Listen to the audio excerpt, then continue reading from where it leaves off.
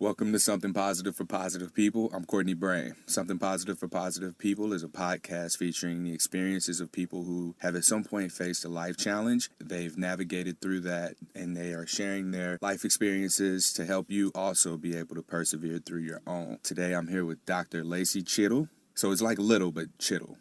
That's right. All right, and you are a functional medicine specialist. What is that? I help people get to the root cause of their symptoms, whatever they may be. For some people, they come to me with an actual diagnosis. So it might be that they have, say, thyroid disease, or they have IBS, troubles with their digestion and stuff like that. And some people, they just don't feel well. And their doctors have said, well, we've done everything we can. It doesn't look like there's anything wrong with you, but they still feel terrible. So I do a very extensive background check to go from the point that they were potentially in their mommy's belly to where they are today and figure out where exactly did things start to come apart, and if there's something going on that we can actually address that is going to help them resolve their symptoms. So do you look at the symptoms and decide, we're not going to give you a pill that resolves these symptoms, we're looking deeper into that, like in making lifestyle changes and things like that? Yes, it does involve lifestyle changes. Always, 100% of the time. But I'm also looking at similar tests that any other doctor may look at, like your blood tests, and then some additional testing to look at the function of your organs, how your body is assimilating the food that you're eating, if there's any deficiencies, any bacterial, viral, fungal infections of that sort that are showing up that were just kind of stealth that nobody was actually looking for. So I do use testing to kind of direct the treatment. A lot of the stuff is dietary, then it's also lifestyle stuff. So sometimes it means part of the prescription is to sleep more and to exercise less or differently than you were previously. Then also supplementation to correct any deficiencies. So for some people, changing your diet, that helps a lot with some symptoms. But for some people, there's actually some pretty significant deficiencies in amino acids, which come from protein, vitamins and minerals that come from the foods that you eat, and that just changing your diet is not going to get you out of that hole that you've been dug into. So you need to actually take extras in order to get you out. Okay. How do people normally get into contact with you? Like, how do they find what it is that you're offering? Yeah, I have a virtual practice, which is becoming a little bit more popular than it was almost 5 years ago when I started. So I did this training through the Institute for Functional Medicine. So they have a website themselves. It's called ifm.org. And you can type in there your address and find people that are near you who can help you with your condition. But you can also just search, on Yelp for functional medicine practitioners, and that might be helpful. The Institute for Functional Medicine is like the world's leader in the education for functional medicine. So it's potentially a more extensive education than if you just find somebody who's just claiming that they practice functional medicine. Do people find you after everything else doesn't work, or do they come straight to you? How does it work? One of the ways people find me is from their physicians that refer on to me. But then other people, yes, it's after they've tried everything and it didn't work. Okay. And for me, that's how I came to this work myself, was I was looking for an answer to why I was not feeling better and why they couldn't figure out why my immune system couldn't get strong again after having fallen ill myself. Then I found out that there was a name for what I was already trying to do for myself, which was correct the imbalances that were going on in my body. And it was actually my sister-in-law, who was about to go to naturopathy school, who was like, hey, Lacey, there's actually a name for this. It's called functional medicine. You should check this out. It sounds right up your alley. The vast majority of people who I work with are people whose symptoms haven't been remedied by the conventional approach. A lot of people who are referred to me are people who, for instance, we're seeing rheumatologists, so I do see a lot of autoimmune disease. I think that's one of the things that we'll actually probably end up talking about today, since we're talking about herpes, is that there's 8 different strains of herpes, and that can be a trigger for autoimmunity. That's one of the things that people come to me with, is a diagnosis of autoimmunity of some sort. Are you connected to an herbalist at all? Is there any overlap or connection to what an herbalist does?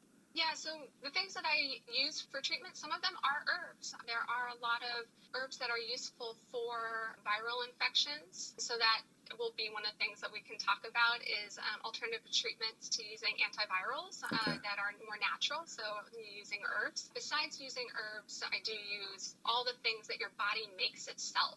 So that's what I was talking about, like, I'll do these nutritional tests sometimes and find that people don't have adequate amounts of, say, lysine, which is necessary to keep herpes in check. We produce lysine? Oh, so you eat protein. When you break down protein, it's in the form of amino acids, and the amino acids are what your body uses to build itself back up. So, for instance, tissue healing, you need all of these amino acids for tissue healing. And then there's other amino acids that you need for neurotransmitters, so for your brain to make happy hormones like serotonin. So there's different ones for that as well. Well, since you already opened up the door, let's get into it. What are some of these alternative treatments for the herpes virus? We know about valcyclovir, acyclovir. We've got suppressive medications, and then the medication that we're given in the event that we have an outbreak. What are some other options that you can present us with? So there's a couple different routes to go. So some people, they do well with just adding in some extra amino acid lysine. So they can keep the herpes virus under tabs by just adding in this additional amino acid. So sometimes when you have recurrent bouts, when you keep on having outbreaks again and again, it's because your body doesn't have enough of this amino acid to allow for the tissue to heal and to keep it in remission. So taking lysine is one of those things that can be helpful. When people have tried it, sometimes I find out that it was just that they were taking an inadequate dose. So dose is really important for everything, from a prescription or for a natural supplement. Dose is very important. A lot of people may need upwards of 3 grams a day of lysine, so you dose 1 gram 3 times a day. For some people, they need upwards of that much. So when someone has tried that before and it hasn't worked, sometimes I go back and say, well, how much did you try? For how many months were you on it? Well, let's try potentially moving up your dosing. So it is helpful to have a practitioner that you're working with to help you figure out what's going to be adequate for you. And then there's 2 other things that you can use that are more from a antiviral standpoint besides lysine is Lomatrium. So Lomatrium is an herb. It's antimicrobial herb. So it works on viruses. It works on bacteria. So it can be used for anything from like a common cold. And some people may notice when they have herpes outbreaks is that other things have been going on too. So maybe they had a sore throat, maybe they were extra stressed out. Then after they had their cold, what's the next thing that happens? They get an outbreak, right?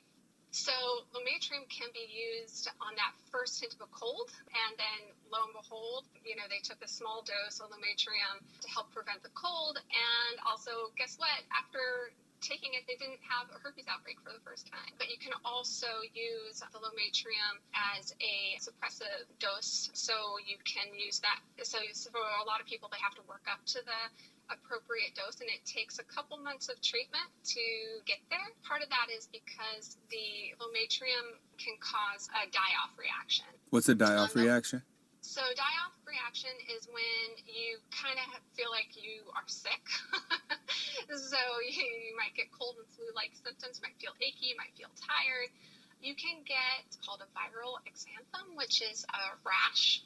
This is really common in kiddos, like kids will get a virus and they may have a drippy nose or stuffy nose and stuff like that, but no other real symptoms. And then a week later, they get a rash. Well, this can happen in adults when they have the die-off from the herpes.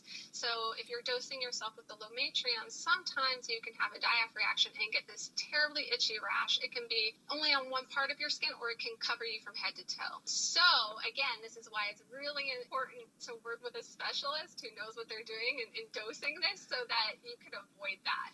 And so sometimes you pair it with binding agents, help support the liver with liver supportive supplements as well. Start at a very small dose, and you start that small dose for a couple days, upwards of a couple weeks, depending on the individual and how their body responds to it. Some people have terrible tummy upset. They might get diarrhea. So you want to try and avoid all that by getting just the right dose and working your way up to that higher dose. Eventually, you can get the herpes under control this way. And then the other one that I use with people is Monolaurin. So Monolaurin works as an antiviral. What it is it's actually an extract from coconut. It's an acid from coconut. It's also in breast milk, and it's what boosts babies' immunity. Babies are born without a really good functioning immune system.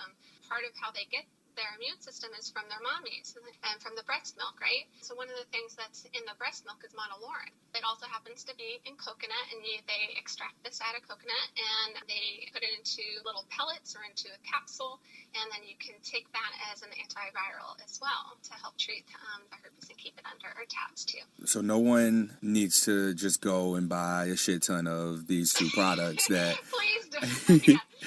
And don't do all three at the same time either. That may be like overkill. Right.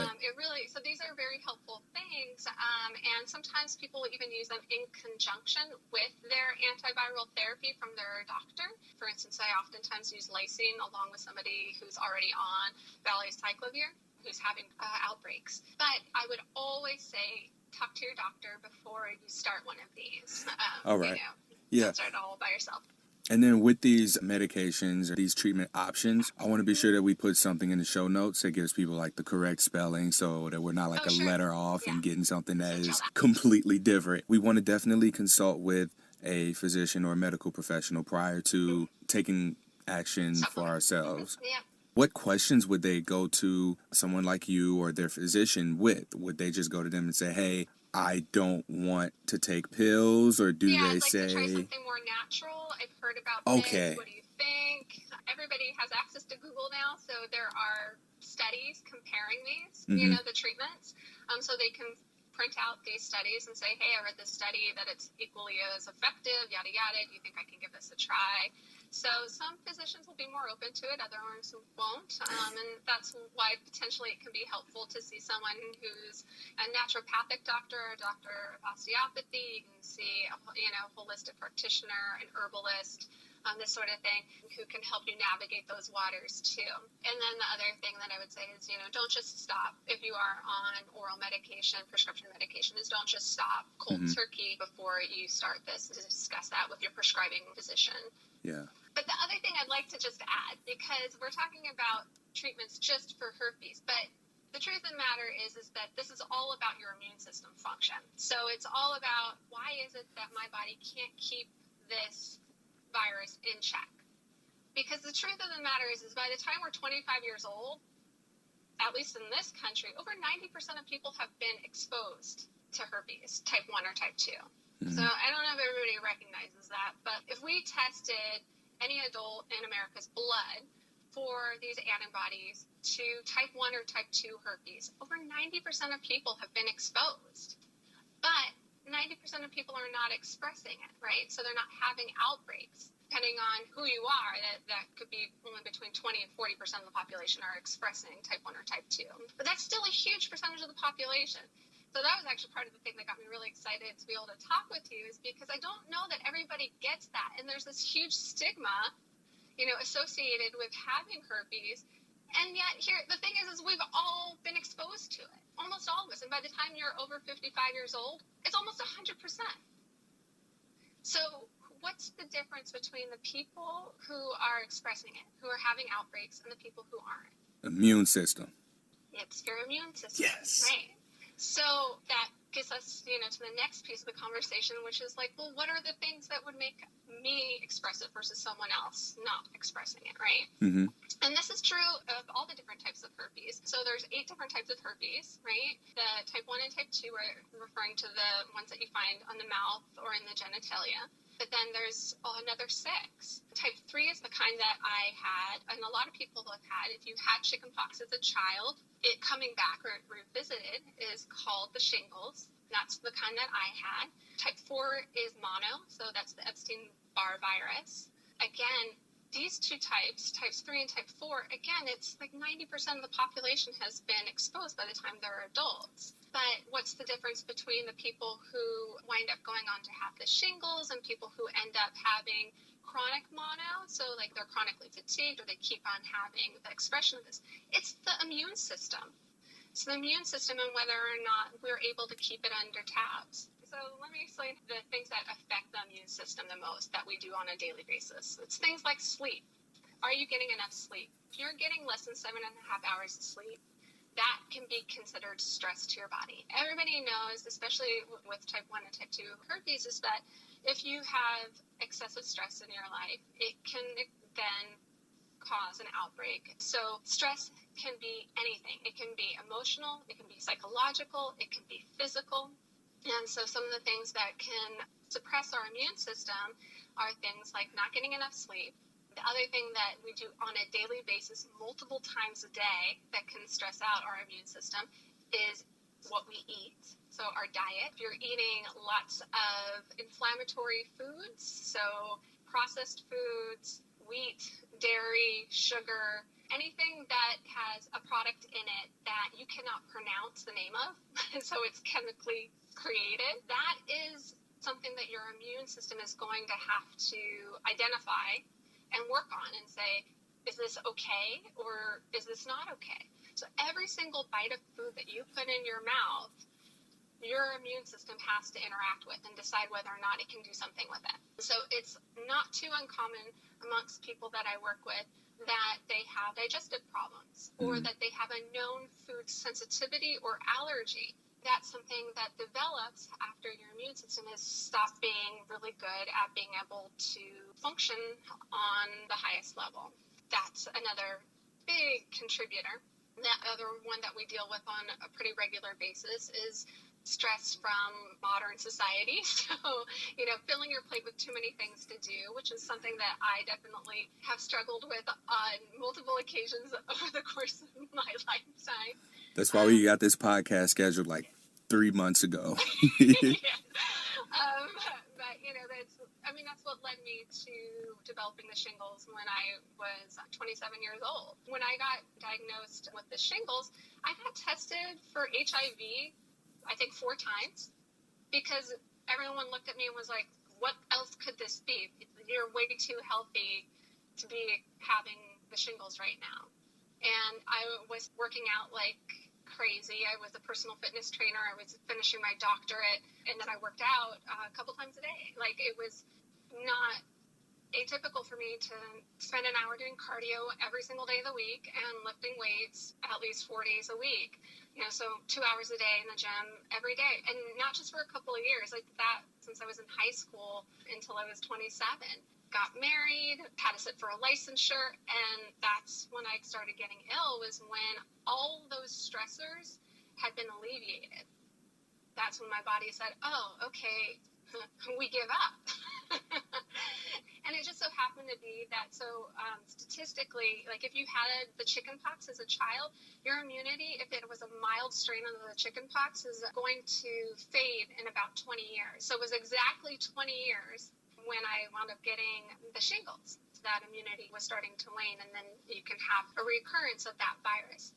Stress is stress to the body. It doesn't matter. Your body will respond in the exact same way to stress by suppressing the immune system, by making more cortisol. As a result of that, it can become difficult for the body to keep viruses or bacteria, things that we should be able to live in harmony with, under tabs. And so then they'll express themselves. Things that you can do to manage the stress is get enough sleep. That's like number one on my list whenever I'm working with somebody who has chronic viral infection, is making sure that they are getting adequate sleep. And if they are not able to sleep through the night, figuring out why and addressing that sleep disturbance.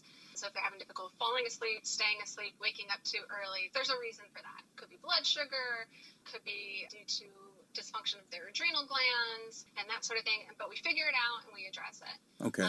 Question? Yes. When we put ourselves under constant stress, are we conditioning ourselves to be able to tolerate more stress to a point where if we just stop being as stressed as we were, our immune system's like, oh, we don't have to work as hard anymore, and then bam, we can have a virus express itself? And here's an example. I think a better way for me to explain this would be, for me, I don't know exactly when I was exposed to herpes, because everyone I've asked about it said they didn't have it. I was out of college, 23, 24 years old. I had just stopped playing sports.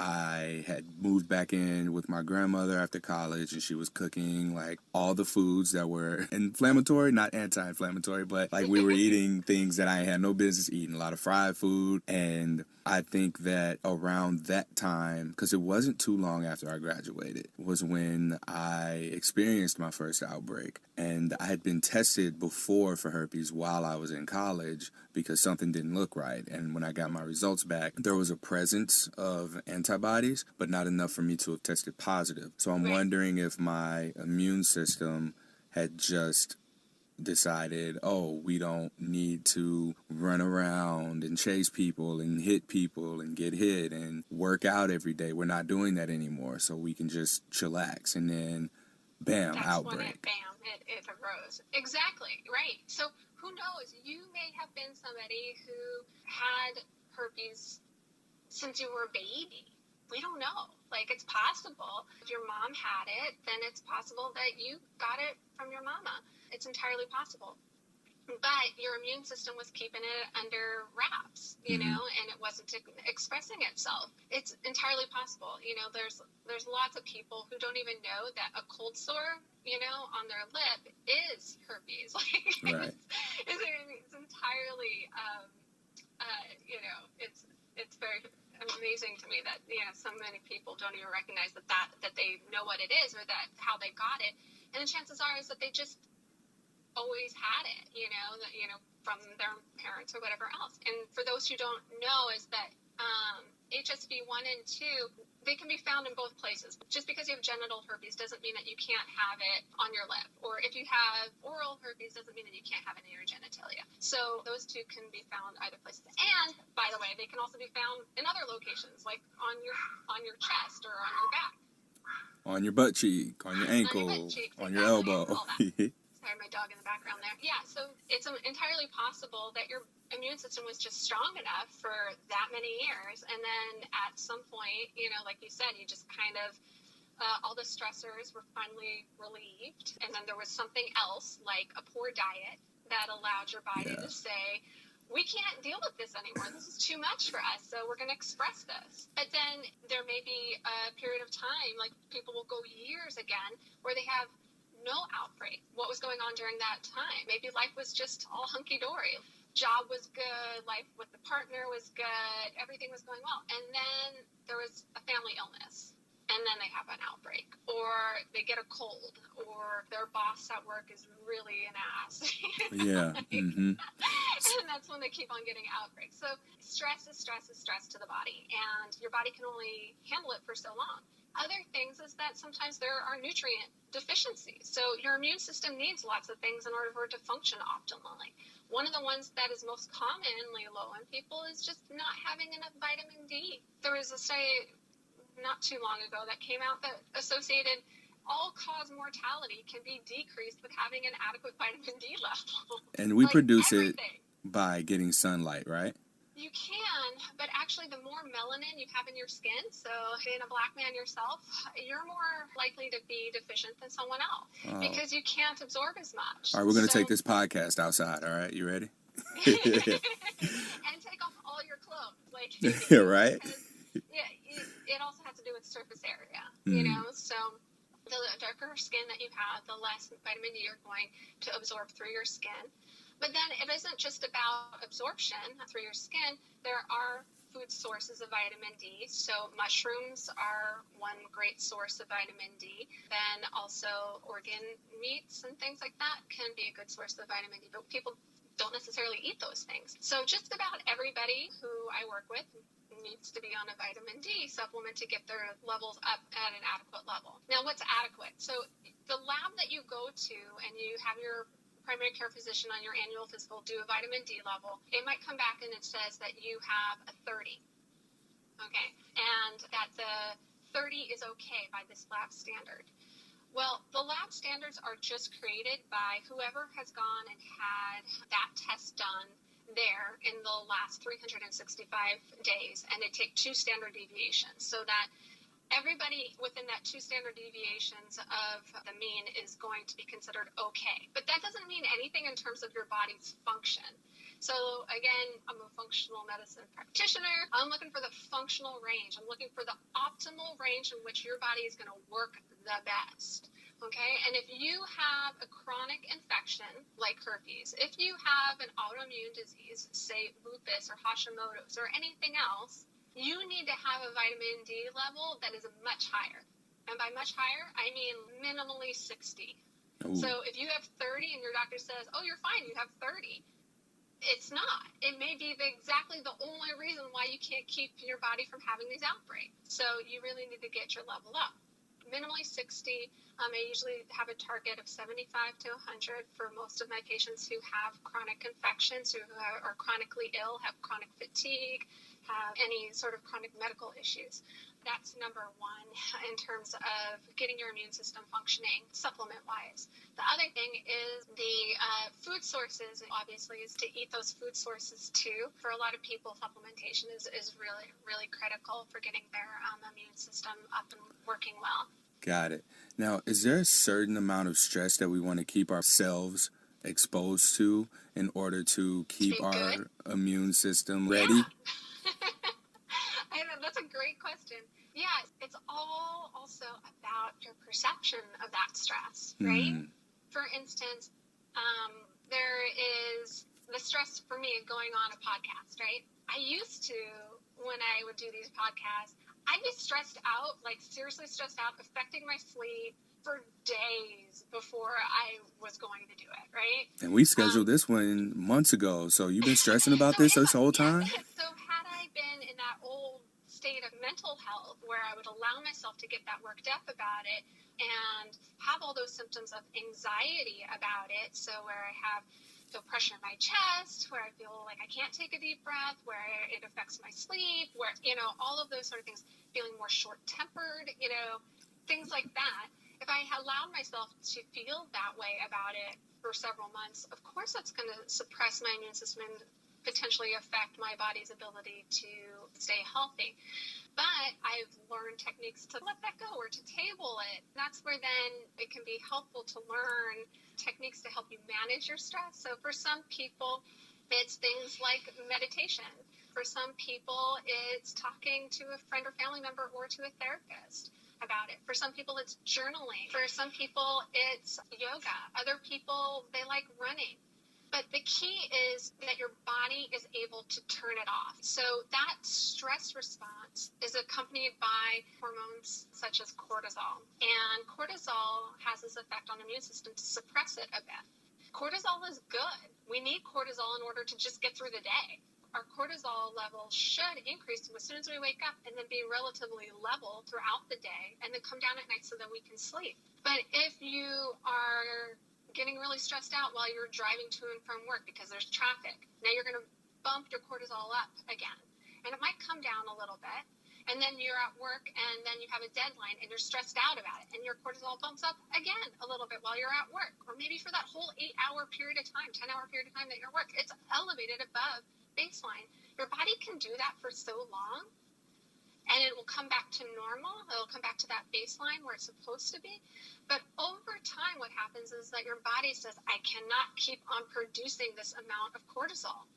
And so it will start dwindling. And you might have a little bit of a bump in cortisol, but as time goes on, is that it'll go lower and lower. And then that also accompanies how well your immune system is functioning, and it won't necessarily bump up appropriately when presented by a virus or when presented by a food that it doesn't know how to digest. And so now you have developed a food sensitivity, or now you have developed a cold or a flu or an infection here or there.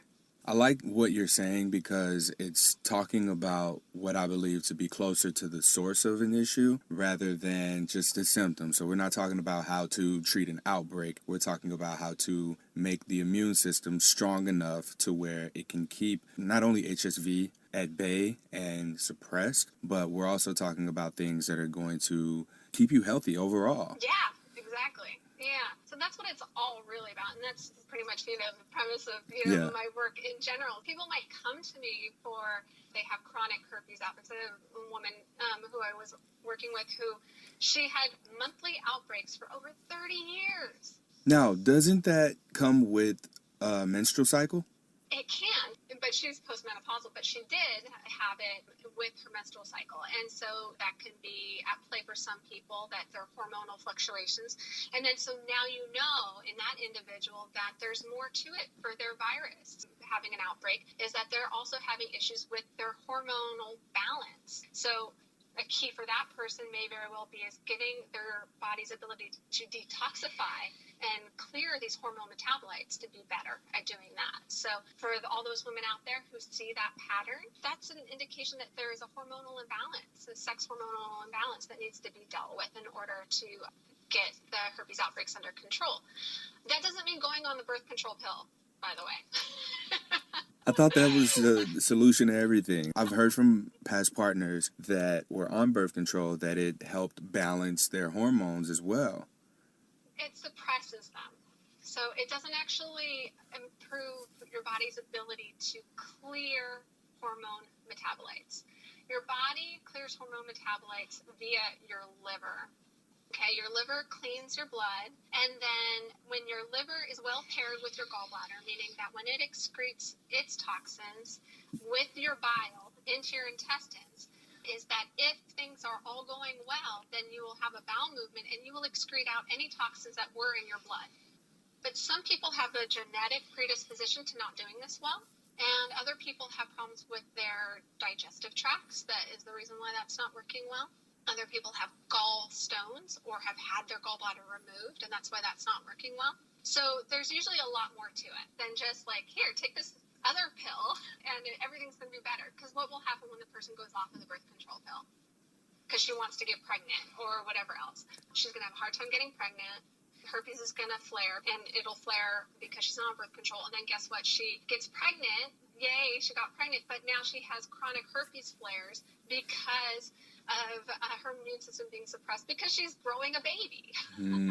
So it behooves you to figure out what was causing it in the first place, you know, why you were having this hormonal imbalance in the first place, and then actually addressing the detoxification issue or the hormone production issue that was causing it and fixing that. So there's other things that could be causing it, like if your thyroid is not functioning well, that can affect your sex hormone production. If you have adrenal dysfunction, so you're having problems with making enough cortisol or too much cortisol, that can affect your sex hormone production. If you have blood sugar handling imbalance, so say you have too much sugar in your blood, so that's pre-diabetes or diabetes, well, 10 years before you even have pre-diabetes, you can have imbalances in your blood sugar levels when you eat something. So when your blood sugar goes up, it causes cortisol production. When your blood sugar comes back down, it can cause your body to produce more cortisol to say, hey, go eat something because we think that we're going to starve. That can then affect your sex hormone production if you have that going on all day long, day in and day out, where you feel hangry. If you're somebody who feels hangry often, or get shaky or lightheaded in between meals, that's a blood sugar handling imbalance. And that will affect your cortisol, and that will affect your sex hormone production, even in men. The word balance comes up a lot throughout this conversation. It has come up. Yeah. And you mentioned something earlier about managing stress and how you respond to it from your personal experience, having to have this balance and coming to the realization of, all right, how I perceive this stress and how I manage this stress is going to help me. Because as someone who is living with a form of the herpes virus, this is something that's important to you in your everyday life as well, right? Oh, it's absolutely critical. Absolutely critical for me. Before we started talking, one of the questions that you asked me was, what was the hardest thing that you have overcome? And it's this. It was falling ill myself. So I'll give like a little short synopsis of what everything happened to me and how this was a big shift in my entire life. Like I hinted at previously, I was somebody who's just super type A, like triple type A personality since I was a child, just filling my plate with too many things, So like when I was an undergrad, it wasn't that I was going to do 1 degree, I was going to do 2 degrees in 4 years. And while I do those 2 degrees, I'm also going to work as a personal fitness trainer and work at a physical therapy clinic. So it was always like do, so that I can get to the next thing. I had these goals in mind. So suffer now because it's going to pay off in the future, right? But I did that for a very long period of time while also being quite athletic, So I was somebody who ran 50 miles a week. And I didn't do this seasonally. I did this year in, year out, running excessive amount of mileage every week. And lifting weights and being this picture of health, or what I thought was a picture of health, limiting my caloric intake to maintain a certain weight. And back then, I'm of a different generation, being 36 years old, I lived in the time where it was eating low fat was the thing. So low calorie, low fat. And that, I'm sure, really affected my function as well, my brain function while I was in school. Then I went off to do my doctorate. And I continued the same sort of path of overdoing it, so to speak, for a number of years there as well.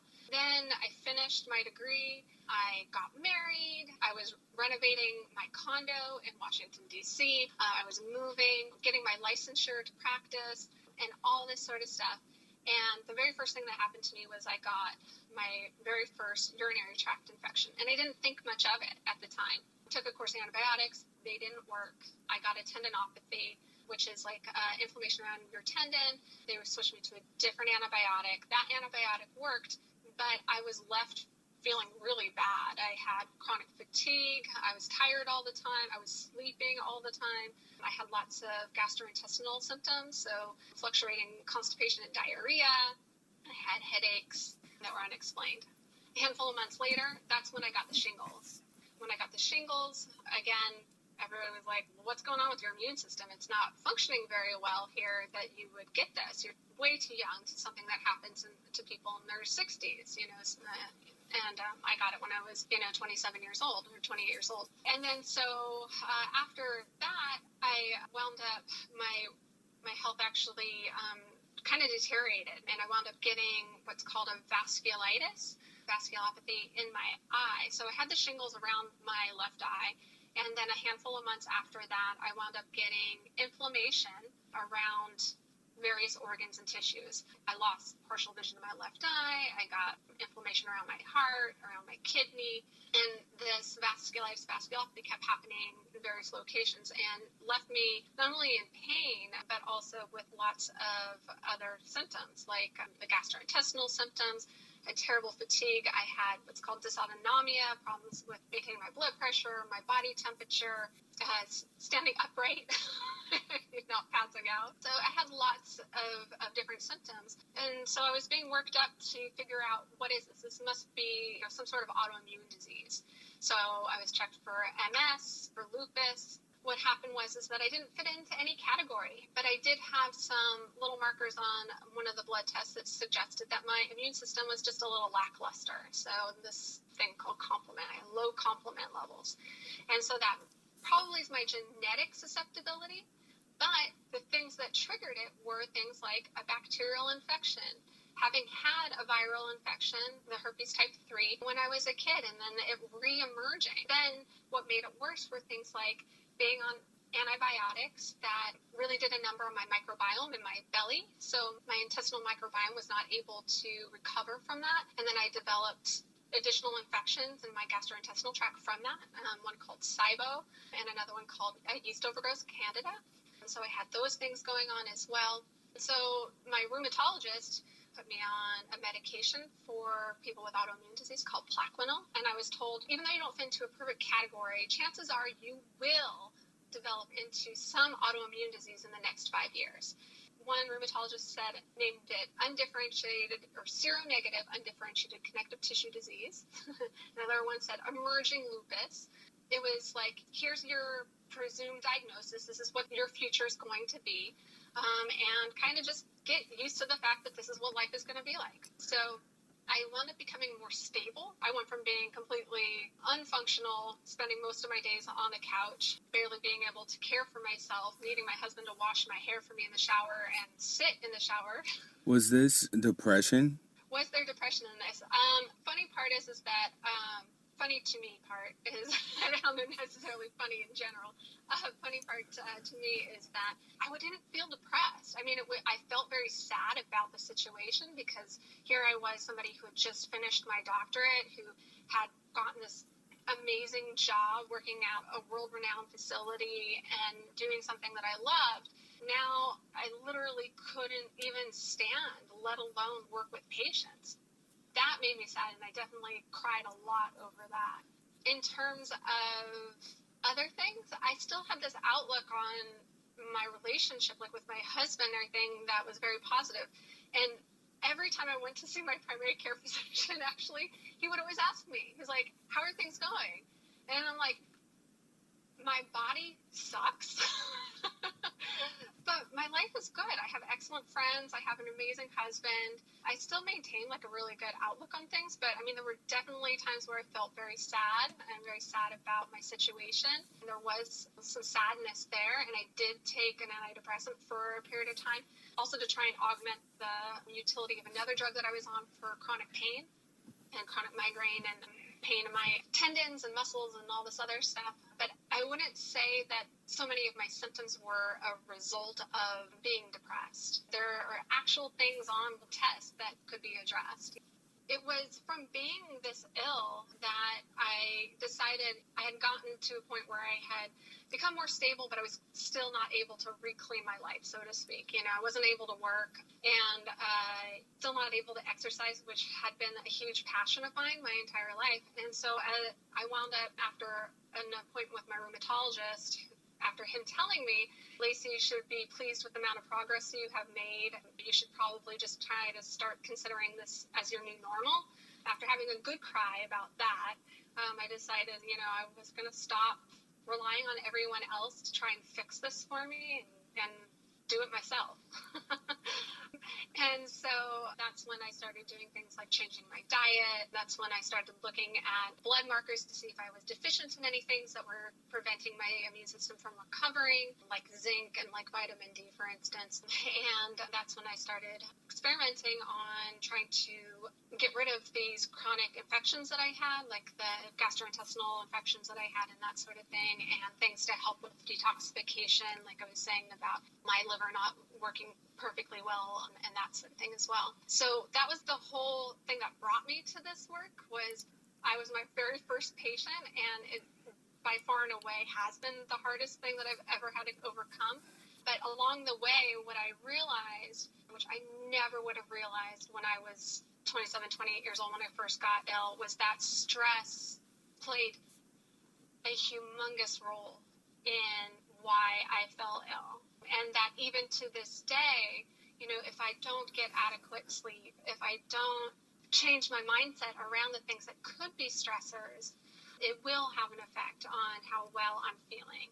Even though now I'm somebody who can run again, and I can go some nights with travel or whatever else and getting very little sleep, I can do that. But I know if I do that for too long, my body will say, I can't do this anymore. I want to leave us with something positive. So one of the things that I say often to people is that you have to get to a point where you accept where you are today, but not accept that this is necessarily going to be your future. Appreciate that you have now a plan of action to take in order to get yourself to a place of health. And that together we do that. Like, that's what I do with people. It's that just because this is where you are today does not mean this is where you're going to be tomorrow. And that's both mentally and physically. Like, we can get there. It's just creating a framework to get there. What does that framework look like? It's different for everybody. What are the things that for you are meaningful to you? For me, having some of the focus be not on my illness, right? It was really important that I had other things that gave me joy. So I couldn't run. I couldn't work as a physical therapist or a personal trainer anymore, but there were other things that I could do. So one of the first things that I did was I took up hobbies that I used to have when I was a kid but didn't have time for anymore, that gave me joy. So finding something that gives you joy so that you can put some energy into things that are positive rather than things that are just making you continually feel empty. Mm-hmm. That was really important for me. Then not only that, but then it also empowers you, so that when you have success in one area, it helps feed into successes in others, right? And gives you confidence to move into those other areas. For me, one example of that would be the dietary stuff that I did. I was so skeptical of taking out certain food items from my diet that would be effective. Like I had cut out wheat, for instance, and I was so against cutting out dairy from my diet. But then I looked at statistics, and science always kind of helps me make these decisions. And statistically, 50% of people by the age of 5 have some degree of lactose intolerance. Well, shoot, 50-50 chance. Ice cream, mac and cheese, ice cream, grilled cheese. So shoot, that really stinks. And if you are of Asian or African descent, that goes up to 80 to 90%. If you have that in your back pocket of being like, okay, well, this could be a trigger for me and I don't know if it is, then maybe I should just cut it out for a while. And then having success there, like, whoa, oh my goodness, I have less pain. Those dark circles under my eyes are gone. I have no more acne. All those things improving, having less sore throats, having less outbreaks. All those sort of things can be that motivation that you need to stick with it. So I think having little successes with making these changes, whether it's through diet, through meditation, through journaling, whatever it is, that once you start having that ball moving, so to speak, it kind of keeps you with it, right? Yes. And I can relate to so much you just said because I cut out cheese from my diet, well, dairy, period, from my diet for almost 4 weeks because I accidentally ate a salad and wasn't even thinking about the fact that there was cheese in it. And that's what ended it. And I was like, whoa, I made it 4 weeks without consuming any kind of dairy. And I felt better. Like I noticed it in my gut. I noticed it in, this may be a little much, but like regular bowel movements. There were so many changes from that one change. With that, I was able to just incorporate more better decisions where I didn't have to eat cheese on everything. I didn't put cheese on my eggs. I didn't put cheese on my sandwich. I didn't put cheese on my burger. And it was fine. Like there were no problems with that. And I began to also focus more on hobbies, the good stuff. I recently just gotten back into yoga. I made journaling a part of my regular habits whenever I get any intense emotion, be it too happy or extremely sad or anything. If I'm just feeling like out of balance, then I revisit some of those things in order to get myself back in line. So I just thought that it was very useful to add a little bit of my own personal experience on top of what it is that you're saying and how, our linking stress to the immune system here.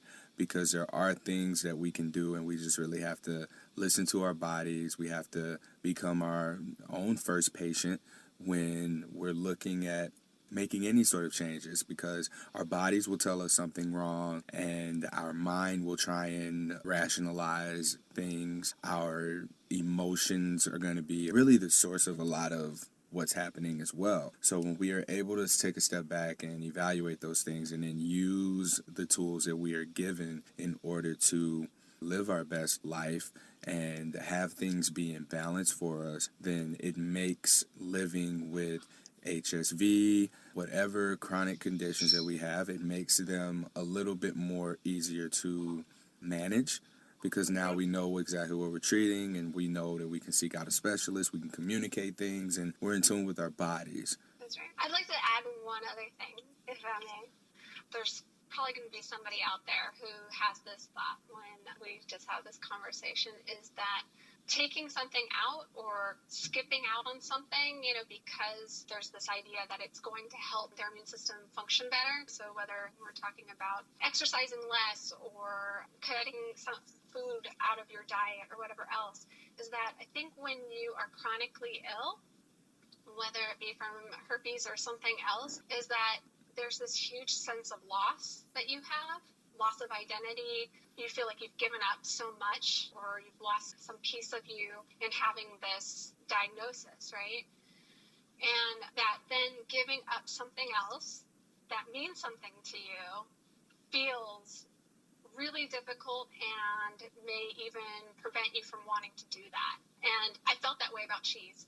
Oh my God, I was just thinking that cheese. That is exactly what I was thinking as we were talking. I understand, and it's about prioritizing. I have to be able to prioritize my health over social events at Mexican restaurants to have a big ass bucket of queso on the middle of the table, you know, and even with pizza. Like, I do believe in balance and moderation. So it's also about self-love, though. I think that that's the other piece, is that if you can just suspend the idea that it's taking something else away from you for a moment and thinking about the choice to give this a go, to care for yourself in this way as being an expression of self-love, then it turns into something that can feel like a really positive thing, and it doesn't necessarily feel like such a sacrifice. Yeah. So think of it as, I think about it this way. When you say no to one thing, you're saying yes to something else. Usually that something else is for yourself. Mm-hmm. Cool. And that's okay. And that's okay.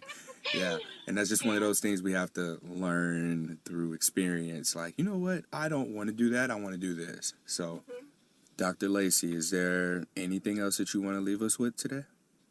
I just want everybody to know that even if you are suffering from any chronic condition, it doesn't have to be this way, that there is a way to feel better. It's really just about finding the tools, finding the piece to your puzzle to get you resolution of your symptoms. I think that having been ill for a long period of time myself, that it can feel really hopeless out there when you have any chronic condition, chronic outbreaks of herpes. It can, from having lots of chronic symptoms from an autoimmune disease or anything else, chronic fatigue, that you feel like it's never going to get any better. But really, you can get better. Everybody can feel better. Right. All of those supplements that you mentioned throughout the episode, if I wrote them down, I would not spell them correctly. Can we get write them down for you. Do you have it on your site anywhere? I can just link it to your site. I don't have that anywhere, but, it's probably a really good idea for me to write up a blog post on the subject. And then we can just link directly to that blog post so that people are able to see some options that they have. How can people get in contact with you if they want to reach out and have a consultation? Because I saw your website. You do. I do free consultations for anyone worldwide who's interested. So you can always contact me through my Instagram or through my website directly, and I'll give that information to you too, Courtney, so you can post that with the show details. Awesome. Then I'm going to link to your social media platforms and the website on the show notes, but can you tell us where we can find you? Oh, sure. It's my name, drlaceychittle.com, and my handle for Instagram is dr.laceychittle, and it's Lacey, and then last name is Little, but with the CH, so CHITTLE. Perfect. All right, this concludes this episode of Something Positive for Positive People. As mentioned before, we have shifted the format, so I'm interested in knowing what you think. This is more so about people being able to get engaged publicly with the podcast and seeing guests on here who are, again, just facing or navigating some form of a life challenge and having persevered through it, and then sharing that bit of experience as well. More often than not, our guests are going to have an STI, STD, but specifically the takeaways from their stories can be applied to anything if you replace the STI with any other sort of a life challenge. Again, just let me know what you guys think. If you like this episode and you want to leave us a review, those are very, very helpful. Subscribing to the podcast as well. The more people that we're able to show, hey, this is